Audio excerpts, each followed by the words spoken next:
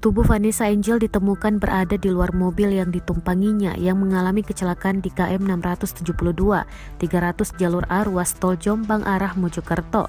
Vanessa dan suaminya meninggal dunia dalam kecelakaan yang terjadi pada Kamis 4 November 2021 pukul 12.34 waktu Indonesia Barat. Direktur Lalu Lintas Polda Jawa Timur, Kombes Latif Usman menuturkan, di lokasi kejadian tubuh Vanessa ditemukan 3 meter dari lokasi mobil, sementara suaminya masih ada di dalam mobil. Vanessa tidak menggunakan sabuk pengaman sehingga terlempar sejauh 3 meter dari lokasi mobil, kata Latif kepada wartawan di Rumah Sakit Bayangkara, Polda Jatim Kamis sore.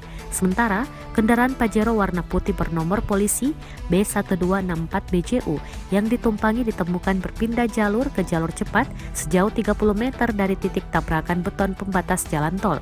Dalam kecelakaan tersebut, Vanessa Angel dan Febri Andriansyah, sang suami, meninggal dunia di lokasi.